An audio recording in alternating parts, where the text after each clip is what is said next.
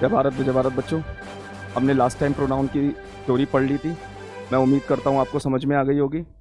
अब हम रूल्स देखते हैं, ठीक है। चलिए, तो हम रूल नंबर 1 देखते हैं।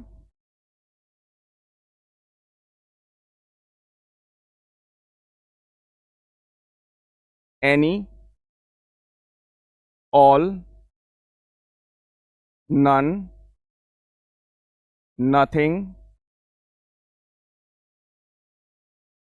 Something, anything, the few, the little, the same,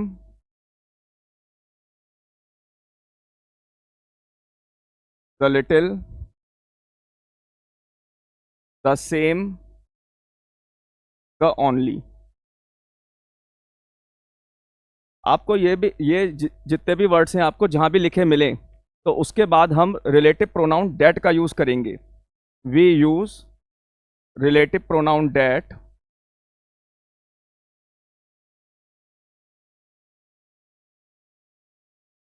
with all these words.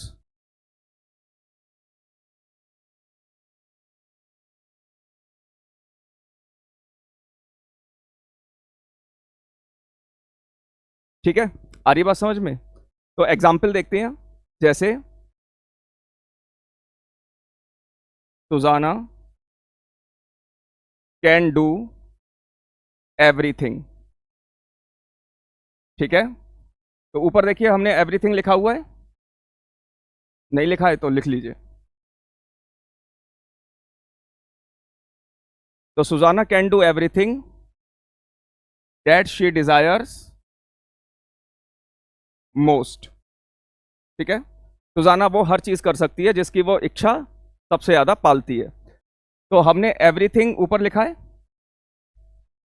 तो हमने क्या कहा, ऊपर दिए गए जितने भी वर्ड्स हैं उनके साथ रिलेटिव प्रोनाउन डेट का यूज होगा। तो हमने एवरीथिंग के साथ किसका यूज किया? डेट का यूज किया। तो यहां पर हम विच का यूज नहीं कर सकते। तो यहां पर हम विच का यूज नहीं कर सकते। ऊपर जितने भी वर्ड्स हैं वो सिर्फ रिलेटिव प्रोनाउन डेट लेंगे। एक और एग्जांपल देखते हैं। He is the same man, he is the same man that I met yesterday। ठीक है, द सेम का यूज हो रहा है, इधर देखिए द सेम का यूज हो रहा है, द सेम का यूज हो रहा है। तो उसके बाद हमने किसका यूज किया? डेट का प्रयोग किया। जबकि हम मैन पर्सन है और पर्सन के साथ हम किसका यूज करते हैं? हु का यूज करते हैं। लेकिन इस केस में हम हु का प्रयोग नहीं करेंगे। हम किसका प्रयोग करेंगे? हम डेट का प्रयोग करेंगे। आ रही है बात समझ में? ऐसी एक और एग्जांपल देखते हैं। This is the only wine, this is the only wine that I have ever drunk. ठीक है, यही वो वाइन है जिसको मैंने अब तक पिया है। तो देखिए यहां पे द ओनली का यूज हो रहा है, द ओनली का यूज हो रहा है। तो हमने किसका यूज किया? डेट का यूज किया। तो अगेन हम यहां पर विच का प्रयोग नहीं कर सकते। ऊपर जितने भी वर्ड्स हैं एक बार देखिए, any, all, none, nothing, something, anything, the few, the little, everything, the same, the only, even superlative degree. ठीक है, अगर बात सुपरलेटिव डिग्री की भी होगी तो अभी हम रिलेटिव प्रोनाउन डेट का ही यूज करेंगे। ठीक है, उससे भी रिलेटेड एक एग्जांपल देख लेते हैं। सुपरलेटिव डिग्री से सुपरलेटिव डिग्री को देखते हैं। जब हम सेंटेंस में यूज करेंगे तब भी डेट का ही प्रयोग होगा। जैसे he is the tallest man, he is the tallest man that I have ever met. यानी अब तक मैं जितने लंबे आदमियों से मिला हूं उसमें सबसे ज्यादा लंबा यही है। तो देखिए द टॉलेस्ट आ रहा है, द टॉलेस्ट आ रहा है, और मैन के लिए हम क्या यूज़ करते हैं, हु का यूज़ करते हैं, लेकिन यहाँ पर हु का नहीं होगा, हम किसका यूज़ करेंगे, डैट का। ठीक है, तो याद रखिएगा इन सब बातों को। अगर स्पॉटिंग एरर्स में आ जाए तो सबसे पहले आपको ये वर्ड्स देखने हैं और इन वर्ड्स के अकॉर्डिंग अपना रिलेटिव प्रोनाउन लगाना है। ठीक है, और रिलेटिव प्रोनाउन फिक्स है, इनके साथ हमेशा डैट का ही प्रयोग होगा, इनके साथ हमेशा डैट का ही प्रयोग होगा, हम किसी और प्रोनाउन का यूज़ नहीं कर सकते। इधर एक और भी बात याद रखिए कि ऑल जो है, इधर देखिए, ऑल जो है वो सिंगुलर भी कंसीडर हो जाता है और प्लूरल भी कंसीडर हो जाता है। ठीक है, इधर ध्यान से देखिए, ऑल जो है वो पर्सन्स के लिए भी यूज़ हो जाता है, थिंग्स के लिए भी यूज़ हो जाता है। तो इधर देखिए, इधर देखिए, ध्यान ध्यान दीजिए कि अगर ऑल का यूज़ थिंग्स के लिए होगा, किसके लिए होगा, थिंग्स के लिए होगा, तभी हमें डैट का यूज़ करना है। ठीक है, तभी हमें किसका यूज़ करना है, डैट का यूज़ करना है। पीछे ऑल लिखा हुआ है ना, देखिए इधर पीछे ऑल लिखा हुआ है ना। ठीक, तो जब थिंग्स के लिए होगा तो डैट का प्रयोग होगा, लेकिन वहीं पर्सन्स के लिए होगा तो हु का प्रयोग होगा, तो हम हु का यूज़ करेंगे। तो इस बात को भी याद रखिएगा, जब आप स्पॉटिंग एरर्स करें तो आपको ये देखना है कि ऑल किसके लिए यूज़ हो रहा है। अगर पर्सन्स के लिए यूज़ हो रहा है तो आपको हु का यूज़ करना है, और अगर थिंग्स के लिए हो रहा है तो डैट का यूज़ करना है। बस ये सिर्फ और सिर्फ ऑल के लिए है, इसीलिए मैंने यहाँ नोट में लिखा हुआ है।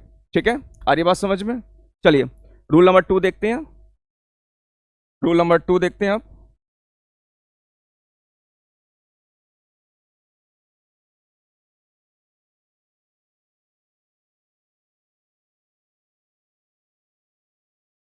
लेट, वर्ब और प्रिपोजिशन।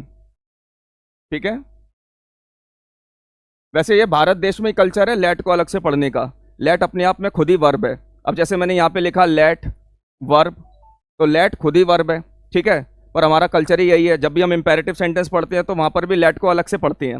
आ रही बात समझ में। तो इधर देखिए, इधर देखो, जब भी आपको कहीं लेट, वर्ब और प्रिपोजिशन लिखा मिले तो उसके बाद आपको ऑब्जेक्टिव केस की प्रोनाउन का यूज करना है।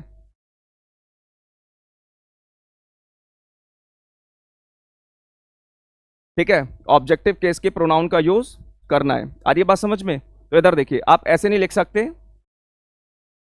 Late me, sorry, let I do it. आप इसको इस तरीके से नहीं लिख सकते। ठीक है, आप इसको कैसे लिखेंगे, लेट मी डू इट। ठीक है, क्योंकि हमेशा वर्ब के बाद ऑब्जेक्टिव केस की प्रोनाउन का ही यूज होता है। इधर देखिए, हम पहले भी डिस्कस कर चुके हैं, हमारा बेसिक सिंटेक्स क्या होता है, subject plus verb plus object. Right, तो सब्जेक्ट या तो नाउन हो सकता है या प्रोनाउन हो सकता है, ऑब्जेक्ट या तो नाउन हो सकता है या प्रोनाउन हो सकता है। तो इधर देखिए, वर्ब के बाद हम ऑब्जेक्ट ही तो कर रहे हैं, तो यानी प्रोनाउन भी जब आएगा तो कौन से केस का आएगा, ऑब्जेक्टिव केस का आएगा। प्रोनाउन भी आएगा तो किस केस का आएगा, ऑब्जेक्टिव केस का आएगा। तो इसलिए हमें जो है ऑब्जेक्टिव केस को यूज करना है। ठीक है, वर्ब उठा लेते हैं, जैसे he looks after, he gave me, he gave me a copy book. ठीक है, मैं आपको पहले ही बता चुका था, मैं दोबारा से भी फिर बता देता हूं कि कॉपी का यूज नहीं होता। हम ऐसे बोल देते गिव मी और कॉपी, यह गलत है। वर्ब कभी भी होल्ड नहीं की जा सकती, इसलिए कॉपी बुक। अगर आपको कॉपी बुक कहने में दिक्कत आ रही है तो आप नोटबुक कहिए, लेकिन कॉपी मत कहिए। ठीक है, तो इधर देखिए, अब ये वर्ब लग गया, वर्ब लग गई। इसके बाद प्रोनाउन कैसी आई है, ऑब्जेक्टिव केस की। प्रोनाउन कैसी आई है, ऑब्जेक्टिव केस की। हम क्या कह रहे हैं कि लेट, वर्ब और प्रिपोजिशन के बाद ऑब्जेक्टिव केस की प्रोनाउन का यूज होगा। अब प्रिपोजिशन देख लेते हैं, जैसे ही लुक्स आफ्टर वी, तो ये क्या हो जाएगा, गलत हो जाएगा। आफ्टर प्रीपोजिशन के बाद प्रोनाउन कैसा आना है, ऑब्जेक्टिव केस का। तो हम कैसे लिखेंगे, he looks after us, he looks after us. ठीक है, चलिए आगे चलते हैं। उम्मीद करता हूं यहां तक आपको समझ में आ गया होगा। अब देखते हैं rule number 3।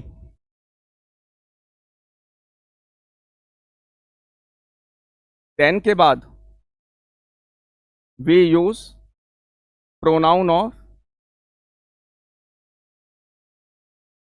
We use pronoun of nominative case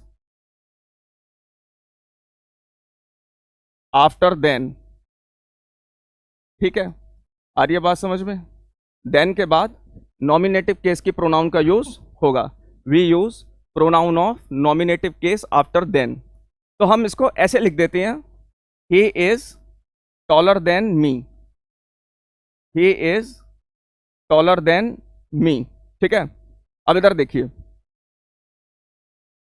आपने इसको लिख दिया या आपने सुना भी होगा, बोलते हुए सुना भी होगा, तो वो मन में बस जाता है, तो फिर हमें लगता है कि ये सही है।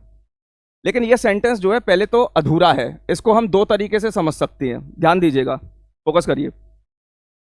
पहली बात, ये जो सेंटेंस है वो अधूरा है, ये हो गई एक बात। और दूसरी बात, जब भी कंपैरिजन होता है, जब भी कंपैरिजन होता है तो हमें कंटेम्पररी वस्तु चाहिए होती हैं। अब जैसे पत्ते का कंपैरिजन तारों से नहीं हो सकता, सड़क का कंपैरिजन शहर से नहीं हो सकता। आ रही है बात समझ में। अब इधर ध्यान दीजिए, इधर ध्यान दीजिए। जैसे मैंने कहा कि पत्तों का कंपैरिजन जो है वो तारों से नहीं हो सकता, सड़क का कंपैरिजन जो है वो शहर से नहीं हो सकता। तो आप खुद सोचिए, नॉमिनेटिव का कंपैरिजन ऑब्जेक्टिव से कैसे हो जाएगा। नॉमिनेटिव का कंपैरिजन भी नॉमिनेटिव से ही होगा। ठीक है, तो हम देखिए ऊपर मैं लिख भी रहा हूं, we use pronoun of nominative case यानी सब्जेक्टिव केस। नॉमिनेटिव केस और सब्जेक्टिव केस एक ही बात है। इसके बाद देन के बाद तो हम कैसे लिखेंगे, हम लिखेंगे he is taller than I. तो हमने दो बातें कही थी ना अभी, कि पहली बात यह है कि सेंटेंस अधूरा है, और दूसरी बात हमने ये समझाई थी कि जिस भी चीज़ का कंपैरिजन होता है वो उसके समकक्षी होना चाहिए।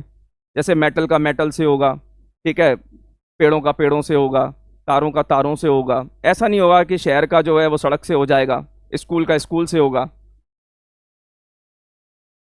अब देखिए, अब हमने कहा कि ये सेंटेंस अधूरा है, हमने यहाँ आई का प्रयोग क्यों किया, अब ये भी एक सवाल है। तो ये जो सेंटेंस है ये बराबर है, इधर देखिए ध्यान से, ये बराबर है he is taller than I am, he is taller than I am. और हमें पता है, इधर ध्यान दीजिए, और हमें पता है वर्ब से पहले सब्जेक्टिव केस आता है। तो जब हम ऐसे बोलते हैं he is taller than me या he is taller than I, तो सवाल ये है कि पहली बात तो मी आएगा नहीं, क्योंकि कंपैरिजन बराबर होगा, नॉमिनेटिव केस का नॉमिनेटिव केस से होगा, ऑब्जेक्टिव केस का ऑब्जेक्टिव केस से होगा। दूसरा, वो जब हम सेंटेंस बोलते हैं तो वो अधूरा बोलते हैं, उसमें वर्ब हिडन होती है। तो अब वर्ब आगे लगी है, अब वर्ब आगे लगी है और वो भी हिडन है, तो वो बता रही है कि भाई मैं वर्ब आगे लगी है ना, तो उससे पहले जो भी प्रोनाउन आएगा वो क्या होगा, सब्जेक्टिव केस होगा। वो क्या होगा, सब्जेक्टिव केस होगा। ठीक है, तो कभी आपने ऐसे लिखा है, ध्यान दीजिए, कभी आपने ऐसे लिखा है, me am going to market, me am going to market, कभी आपने ऐसे लिखा है? आपने वर्ब से पहले हमेशा क्या लगाया है, सब्जेक्टिव केस लगाया है। वर्ब से पहले आपने हमेशा क्या लगाया है, सब्जेक्टिव केस लगाया है। तो आप कैसे लिखेंगे, I am going to market,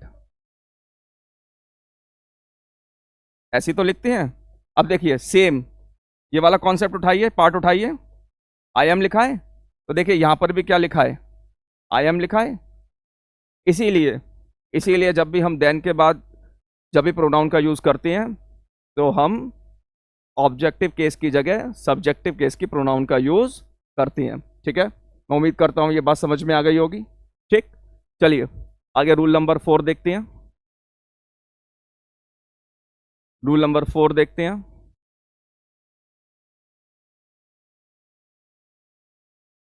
reflexive pronoun कभी भी सब्जेक्ट का कार्य नहीं करता। जैसे हम कभी इंटरव्यू होता है तो हम ऐसे बोल देते हैं माई सेल्फ दीपक श्रीवास्तव, ऐसे नहीं बोल सकते। अब माई सेल्फ का मतलब खुद से है, ठीक है।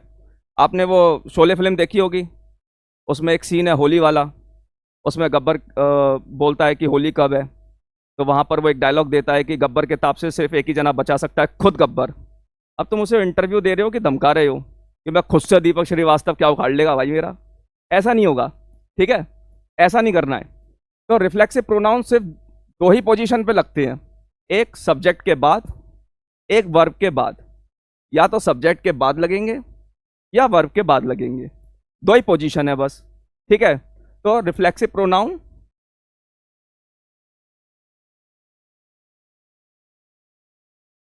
Can not be used as a subject, ठीक है, सब्जेक्ट बनकर यूज नहीं हो सकता। तो आप ऐसे नहीं लिख सकते is herself is going to market, यह कोई कॉन्सेप्ट नहीं है लिखने का, ठीक है। आप हमेशा कैसे लिखते हो, she is going to market, she is going to market. आ रही है बात समझ में? तो ऐसे आप नहीं बोल सकते माई सेल्फ दीपक श्रीवास्तव या माई सेल्फ जो भी आपका नाम है, आप कैसे बोलेंगे, या तो आई एम दीपक श्रीवास्तव या माई नेम इज दीपक श्रीवास्तव, जो भी आपका नाम है आप अपना नाम लगा लीजिएगा, ठीक है। तो कभी भी रिफ्लेक्सिव प्रोनाउन का यूज एज अ सब्जेक्ट करने की आवश्यकता नहीं है। रूल नंबर 5 देखते हैं।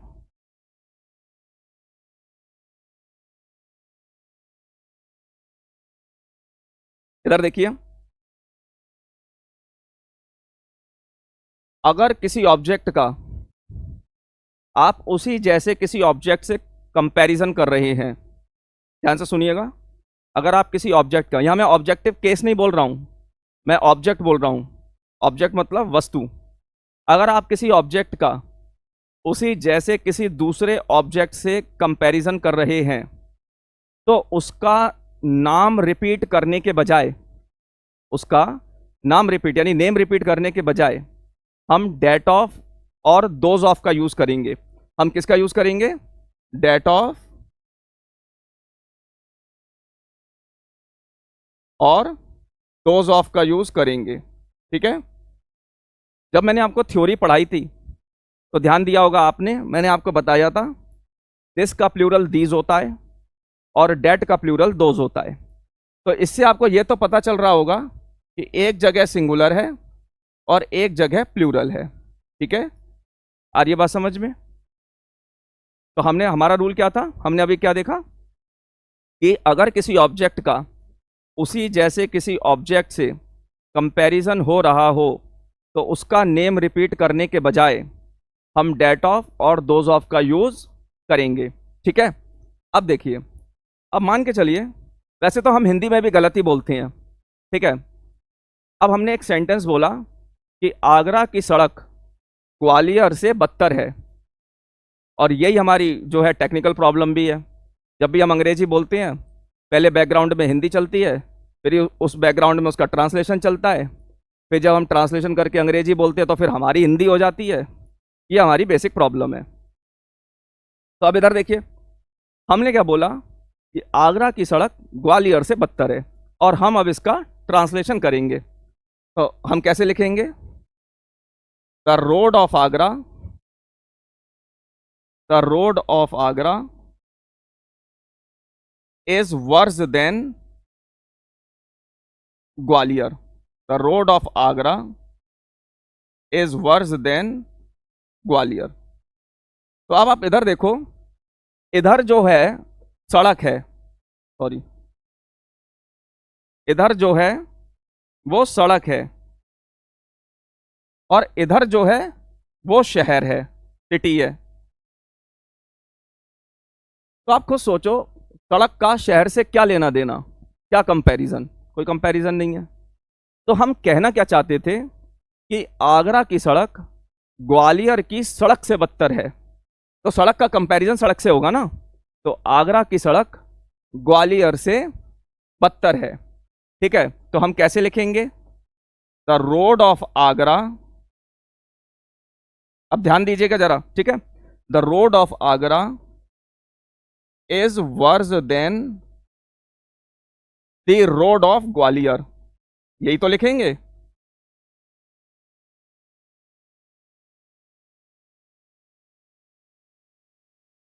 तो अब प्रोनाउन कहता है कि जैसे ही नाउन की रिपीटेशन हो हमें उसकी जगह प्रोनाउन लगाना है, ठीक है। Pronoun is a word which is use to stop the repetition of a noun. तो यहां तो भैया फुल स्टॉप लेने से पहले ही रिपीटेशन हो गई, ऐसा भी नहीं था कि फुल स्टॉप लगता फिर जो है नाउन का रिपीटेशन होता। यहाँ तो फुल स्टॉप लगने से पहले ही नाउन का रिपीटेशन हो गया। देखो इधर भी रोड आ गई, इधर भी रोड आ गई। तो अब क्या करना है, दूसरी रोड को हटाना है। तो देखो हमने एक कॉन्सेप्ट क्या बताया था, दैट ऑफ, एक दोज ऑफ। अब रोड कैसी है, सिंगुलर, तो हमने नीचे क्या लिखा था, सिंगुलर। तो जैसे रोड का कंपैरिजन रोड से होगा, ठीक वैसे ही सिंगुलर का कंपैरिजन सिंगुलर से भी होगा। तो हम कैसे लिखेंगे, the road of Agra is worse then that of Gwalior, ठीक है। तो ये ऊपर वाला भी क्या हो जाएगा, गलत हो जाएगा। तो जैसे ही नाउन की रिपीटेशन हुई तो हमने क्या किया, हमने प्रोनाउन का यूज करके उस नाउन को हटा दिया, ठीक है। अब ये तो सड़क थी, अब हम ऐसे भी तो बोल सकते हैं द रोड्स ऑफ आगरा, ठीक है। तो कोई ज्यादा अंतर नहीं है, एक वर्ब चेंज होगी, साथ में उसकी नंबर चेंज होगा, यानी प्लुरैलिटी चेंज होगी। तो द रोड्स ऑफ आगरा, इधर देखिए ध्यान से ध्यान देखिए, ध्यान दीजिए, the roads of Agra is worse than, है ना। तो रोड्स आ गया ना, तो अब ये इज भी नहीं रहेगा, ठीक है। मैंने इज लिखा ना, वर्ब भी चेंज होगी, मैंने क्या कहा, वर्ब भी चेंज होगी। तो the roads of Agra are worse than, अब डेट ऑफ है, तो जैसे सिंगुलर का सिंगुलर से, सेम प्लूरल का भी प्लूरल से, तो देन दोज ऑफ ग्वालियर, ठीक है। आ रही है बात समझ में। तो इसीलिए कई बार वो कहते हैं कि ना सीधे सीधे ट्रांसलेशन नहीं कर लेना चाहिए, सेंटेंस के एसेंस को भी समझना चाहिए जिससे उसका इम्पैक्ट बरकरार रहे। पर खैर कोई बात नहीं, हम भारतीय हैं, हर जगह हमारी जुगाड़ चलती है। चलो रूल नंबर 6,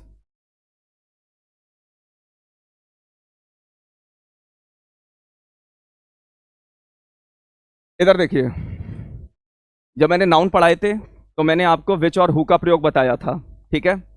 तो बचपन से जो आपने पढ़ा था कि ये लिविंग बींग्स के साथ हु का प्रयोग होता है और नॉन लिविंग थिंग्स के साथ विच का प्रयोग होता है और एनिमल्स के साथ विच का प्रयोग होता है, ये सब थ्योरी बकवास थी, ठीक है। ये बचपन तक ही ठीक था, इसका कोई जो है ऑथेंटिसिटी नहीं है। तो याद रखिए सीधे सीधे हु का जो यूज़ होगा वो पर्सन्स के लिए होगा, ठीक है। और विच का जो यूज़ होगा वो नॉन लिविंग थिंग्स नहीं है, थिंग्स हैं, उसमें सांस वाले भी आ सकते हैं, तो सांस ले रहे हैं उनके साथ भी विच का प्रयोग होगा, ठीक है। तो ये सिर्फ थिंग्स के साथ होगा। अब इस थिंग्स में चाहे आप एनिमल्स को ले लीजिए तो अभी विच ही आएगा, बर्ड्स को ले लीजिए तो अभी विच ही आएगा, आप कोई मेटलिस्टिक ऑब्जेक्ट्स ले लीजिए, ठीक है, वो तो भी विच ही आएगा, ठीक है। एमओ का मतलब है मेटलिस्टिक ऑब्जेक्ट्स, भौतिक वस्तुएं, चेयर उठा लीजिए, पेन उठा लीजिए, पेंसिल्स उठा लिए, तो वो सब विच ही लेंगे। मैं फिर से एक बार क्लियर कर देता हूं जिसने नाउन का लेक्चर नहीं देखा था, जिस भी नाउन को, ध्यान दीजिए इधर, जिस भी नाउन को प्रोनाउन इट रिप्लेस करेगा, प्रोनाउन इट रिप्लेस करेगा वो विच लेगा।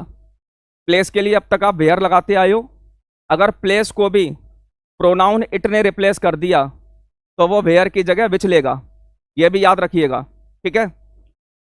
तो हु का यूज पर्सन्स के लिए होगा और विच का यूज थिंग्स के लिए होगा। और थिंग्स जो है, ध्यान से सुनिए, थिंग्स जो है पर्सन और प्लेस को छोड़कर जितने भी संसार में नाउन बच जाते हैं या जो भी चीज़ें बच जाती हैं पर्सन्स और प्लेस को छोड़कर, वो सब थिंग्स का हिस्सा होती हैं। और जिसको भी प्रोनाउन इट रिप्लेस करता है, यानी जिस भी नाउन को प्रोनाउन इट रिप्लेस करेगा वो विच लेगा ही लेगा। ध्यान रखिएगा, वो विच लेगा ही लेगा। तो इधर देखो, इधर देखो, ध्यान दीजिए, एग्जाम्पल देखती हैं। The man who is standing there, the man who is standing there is my uncle. ठीक है, तो पर्सन के लिए हु का प्रयोग हो गया, तो हमने हु का यूज किया। इधर देखो, the pen which I the pen which I bought yesterday, the pen which I bought yesterday is dear.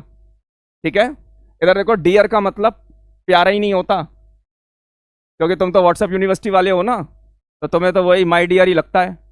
Dear का मतलब जो है वो महंगा भी होता है। ठीक है, आ रही है बात समझ में? तो आपने सुना भी होगा डियर अलाउंसेस, ठीक है, महंगे भत्ते। तो डियर का मतलब महंगा भी होता है। तो वो पेन जो मैंने कल खरीदा था वो महंगा है। ठीक है, आ रही बात समझ में? सिनोनिम्स में पूछा गया था एसएससी में, बच्चे वहीं पर सोच रहे थे, वही जो तुम व्हाट्सएप पे करते हो, तो अब मत कर देना। ठीक है, तो डियर का मतलब कॉस्टली। ठीक है, तो वहां पे ऑप्शन था कॉस्टली, तो अब आ जाए तो लगा देना। ठीक है, आ रही बात समझ में? चलिए एक और एग्जाम्पल देखते हैं। द डॉग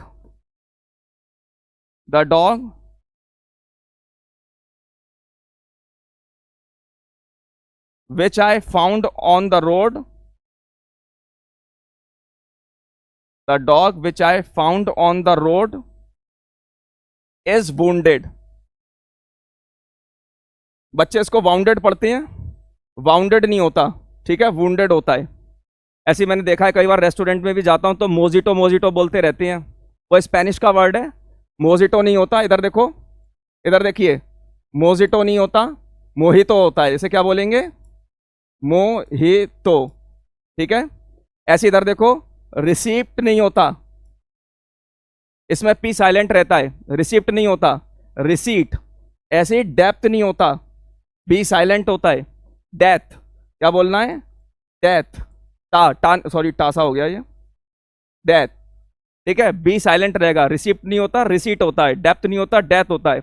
ऐसे ही कॉम्ब नहीं होता, कॉम होता है, बी साइलेंट रहेगा। बॉम्ब नहीं होता, बॉम्ब होता है। ठीक है, वहां पर भी बी साइलेंट रहेगा। ध्यान रखिएगा इन सब बातों को। ऐसी एक और भी गाड़ी आती है, रेनॉल्ट। पता नहीं रेनॉल्ट रेनॉल्ट करते रहते हो, उसका मतलब है रेनो। सॉरी, प्रोनाउंसिएशन है रेनो, वो रेनॉल्ट नहीं है, रेनो है। ठीक है, सुधार लीजिए अपने प्रोनाउंसिएशन। तो अब मत बोल देना virgin mojito, virgin mojito. Receipt नहीं, रिसीट। डेप्थ नहीं, डेथ। ऐसी सबटेल नहीं, सटेल। ठीक है, सबटेल नहीं बोलते, स्पेलिंग पढ़ी है ना ये, तो ये सबटेल नहीं बोलते, इट इज सटेल। और पिज़्ज़ा पिज़्ज़ा नहीं होता, पता नहीं क्या क्या बोलते रहते हो, पिज्ज़ा। और ता और दा मिक्स है उसमें, पिज्ज़ा। ठीक है, अरे बात समझ में? सच धज के जा रहे हो, इज्जत बेइज्जत करा रहे हो। चलो, कुछ नहीं आता तुम्हें। रूल नंबर 7,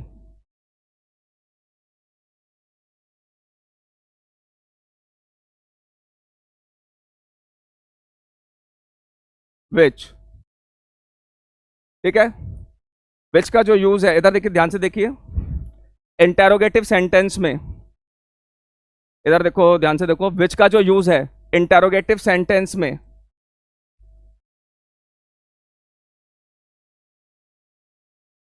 इंटेरोगेटिव सेंटेंस में सिलेक्शन के फॉर्म में,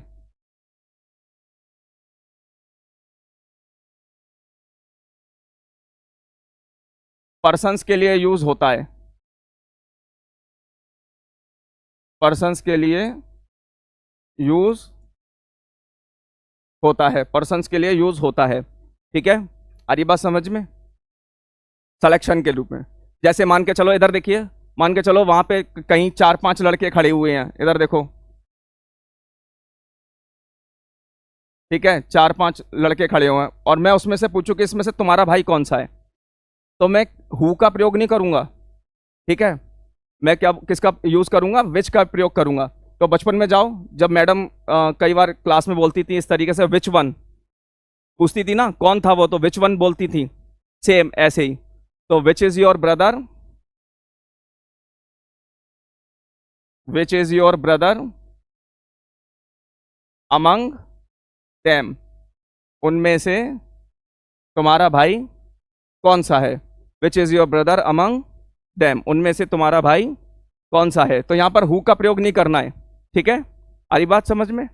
जब हम हु का प्रयोग करते हैं तो नाम बताते हैं, और जब हम व्हाट का प्रयोग करते हैं तो प्रोफेशन बताते हैं, ठीक है। और जब हमें सिलेक्शन करना होता है तो हम विच का यूज करते हैं इनडायरेक्ट में।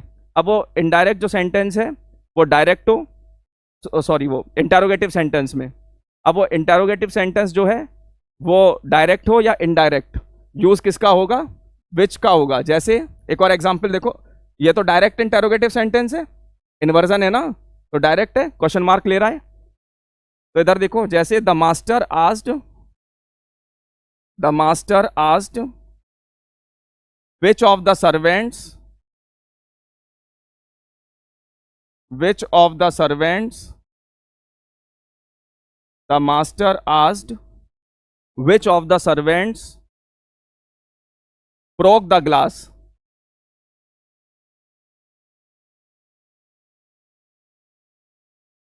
broke the glass।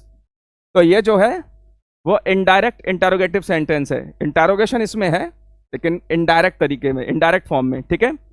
तो विच का यूज पर्सन्स के लिए भी होगा, लेकिन कब, सिलेक्शन के रूप में इंटेरोगेटिव सेंटेंस में। आ रही बात समझ में। नेक्स्ट रूल देखते हैं, रूल नंबर 8।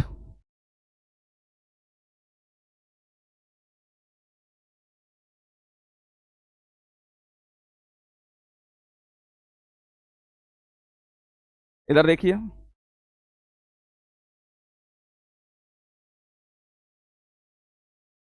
रेसिप्रोकल प्रोनाउन, ये एनडीए के पेपर में पूछा गया था, ठीक है। तो रेसिप्रोकल प्रोनाउन कभी भी सब्जेक्ट का काम नहीं करता। We do not use reciprocal pronoun as a subject, as a subject हम रेसिप्रोकल प्रोनाउन को यूज नहीं कर सकते, ठीक है। अरे बात समझ में। तो आप ऐसे नहीं लिख सकते one another are going to market, one another are going to market, आप ऐसे नहीं लिख सकते, ठीक है। ये जो है सब्जेक्ट के फॉर्म में यूज नहीं होते, reciprocal pronoun as a subject use नहीं होते। हम कैसे लिखेंगे, they are going to market, ठीक है। आ रही है बात समझ में। और रेसिप्रोकल प्रोनाउन होते भी दो ही हैं, ईच अदर और वन अनदर। अच्छा, अब हमने 8 रूल कर लिए। आई होप कि आपको समझ में आए होंगे, ठीक है।